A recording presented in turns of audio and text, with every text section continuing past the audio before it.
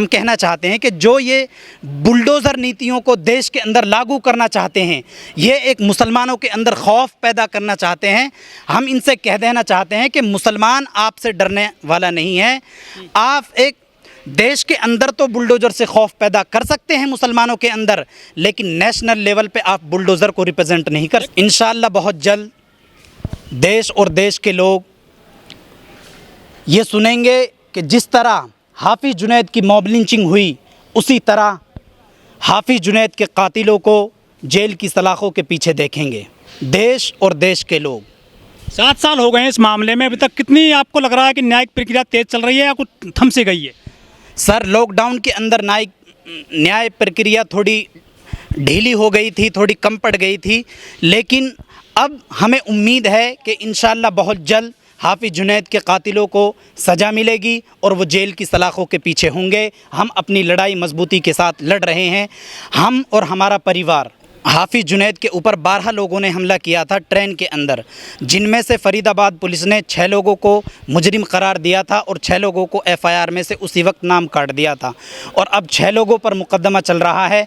अब फरीदाबाद पुलिस क्या कर रही है कि 6 में से 4 लोगों को बचाने की कोशिश कर रही है, सिर्फ पूरा मुकदमा 2 लोगों पर डालने की कोशिश कर रहे हैं, लेकिन हम ऐसा होना नहीं देंगे। हम और हमारे वकील इंशाअल्लाह पूरी मजबूती के साथ लड़ रहे हैं और लड़ेंगे।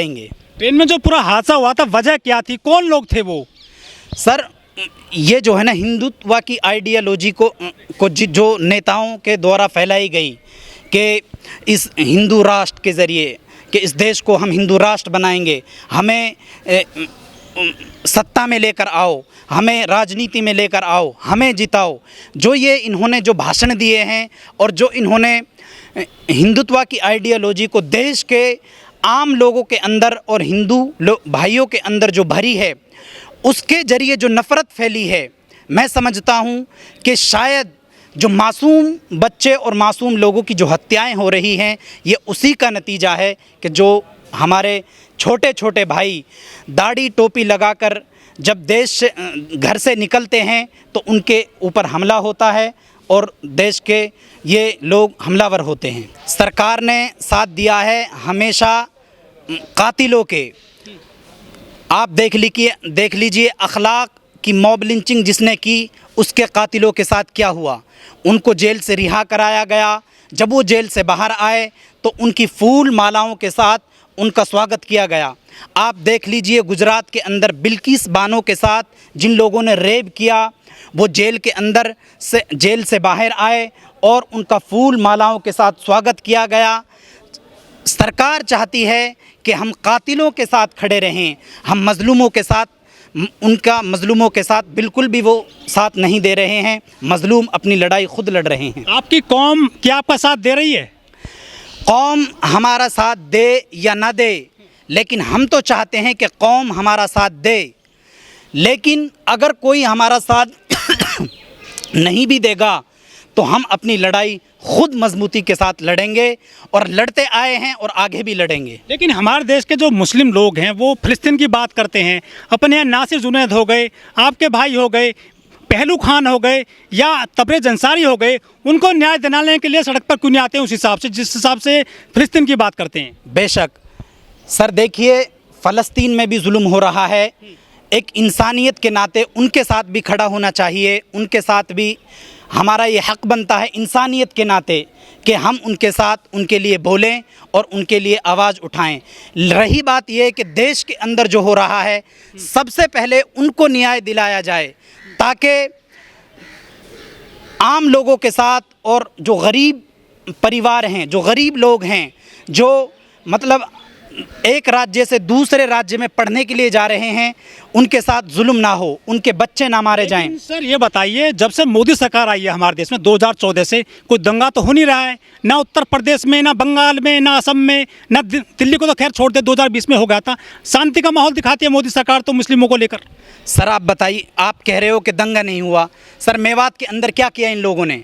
इन लोगों ने मोनू मानेसर को धमकी देकर भेजा गया कि आप धमकी दो इन मुसलमानों को कि हम आ रहे हैं और आपके अंदर दम हो तो आप हमें रोक लीजिए। इन्होंने क्या किया?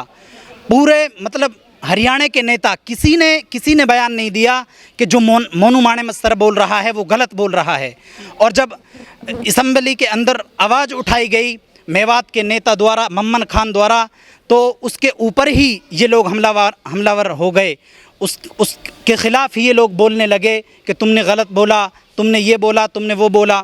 सर, ये लोग चाहते हैं कि एक एक जगह पर एक एक लोगों की हत्या की जाए, एक एक मुसलमान मारा जाए, ताकि ये लोग डर जाएं और खौफ पैदा कर दें मुसलमानों के अंदर, और हम जीत कर आ जाएं और हम लोग सभा में बैठ जाएं, हम दिल्ली पर कब्ज़ा कर लें। 2 दर्जन आपके सांसद हैं लोकसभा में, वो तो आपकी बात उठा सकते हैं। सर बिल्कुल, हमें उम्मीद है कि हमारी आवाज़ वो उठाएं, लेकिन हम चाहते हैं कि और मजबूती के साथ उठाएं। जैसे कि इमरान प्रतापगढ़ी ने अभी हाफिज़ जुनैद के बारे में जो बोला कि बल्लमगढ़ के रहने वाले हाफिज़ जुनैद दिल्ली से ईद की ख़रीदारी के लिए वो जा रहे थे और उन्हें बीच में कुछ हिंदुत्ववादी लोगों ने उनको कत्ल कर दिया, मॉब लिंचिंग कर दी। जैसे असदुद्दीन ओवैसी ने हमारे लिए बोला, तबरेज़ अंसारी के लिए बोला, और भी मज़लूम हैं अखलाक के लिए बोला, और जो चंद्रशेखर नगीना से जीत कर आए हैं उन्होंने बोला। हम उम्मीद करते हैं कि और जो बाकी लोग हैं वो भी बोलेंगे और वो भी मजलूमों की लड़ाई मजबूती के साथ। 34 विधायक हैं आपके उत्तर प्रदेश में, और वहाँ समाजवादी पार्टी मजबूत स्थिति में विपक्ष के तौर पर वह काम कर रही है, वो आपके मुद्दे उठा सकती है? बिल्कुल उठा सकती है सर। यूपी के सांसदों से और यूपी के जो MLA MPs हैं, हम उनसे यही बोलना चाहेंगे कि आप यूपी के लोगों की नहीं बल्कि पूरे देश की लोगों के लिए आवाज़ उठाएं, ताकि मज़लूम लोगों को हौसला मिले और मज़लूम लोगों को इंसाफ और एक लड़ाई की उम्मीद मिले। क्या लग रहा है, अकबर नगर तोड़ दिया गया उत्तर प्रदेश में, लखनऊ में सफ़ा कर दिया गया? सर, ये जो बुलडोज़र चला रहे हैं ये देश में एक भय पैदा करने के लिए, हमने भी देखा है वीडियोस, वहाँ की राज्य है उत्तर प्रदेश में, वहाँ की वीडियोस आ रही हैं, अकबर नगर की वीडियोस आ रही हैं, तोड़ दिया गया, आखिर में एक मस्जिद छोड़ी गई, वो भी एकदम से ढहा दी गई। लेकिन मोदी सरकार तो मुस्लिम महिलाओं को भी न्याय दिलवा रही है, 20,000 रुपये मुआवजा मिलेगा, आप जो भत्ता होता है। सर, ये तलाक ख़त्म कर दिया ना उन्होंने। बेशक सर, आप सही कह रहे हो, ये कुछ करने वाले नहीं हैं, सिर्फ़ और सिर्फ अपनी राजनीति को चमका रहे हैं ये लोग। अगर ये लोग चाहते हैं कि हम मुसलमानों की बहन बेटियों के हमदर्द हैं या हम मुस्लिम बहनों के हमदर्द हैं, तो सर देखिए, जहाँ पे अब आप अकबर नगर की ही बात कर रहे हो, अगर मुस्लिम बहनों के हमदर्द हैं तो उनके मकानों को क्यों तोड़ा जा रहा है?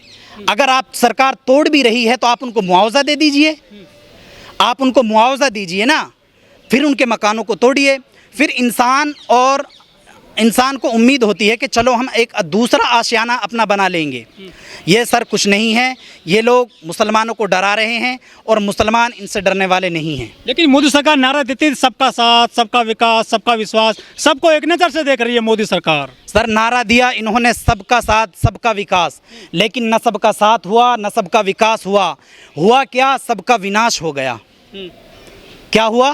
सबका विनाश हो गया, ना किसी का विकास हुआ, ना किसी का साथ हुआ। मोदी योगी सरकार ने मिट्टी में मिला दी माफिया बड़े बड़े उत्तर प्रदेश में। सर, ये इन्होंने माफिया बोल कर इन्होंने मुख्तार अंसारी को माफिया बना दिया, वरना वहाँ की आवाम जनता से जाकर पूछो, हिंदू भाइयों की भी वीडियोस आ रही है कि मुख्तार अंसारी इतने जालिम नहीं थे या इतने वो नहीं थे जो लोगों को सताने वाले। इन लोगों ने माफिया बोल कर अतीक अहमद को, मुख्तार अंसारी को असम्बली में बोल कर माफिया बना दिया। लेकिन चलो, ये तो वक्त की मार थी जो खुदा ने उनको मौत दे दी, लेकिन इंशाअल्लाह वक्त इनका भी बिगड़ेगा और ये भी सत्ता की कुर्सी से नीचे आएंगे। फिर हम देखेंगे कि कौन माफिया और मिट्टी में मिलते हैं। जुनैद खान के मामले में अंतरिम जमानत मिल गई है, जो आरोपी हैं आपके भाई के हत्यारे, तो क्या लग रहा है, न्याय मिलेगा आसानी से? बिल्कुल सर, उन्होंने ज़मानत करा ली थी, लेकिन हमने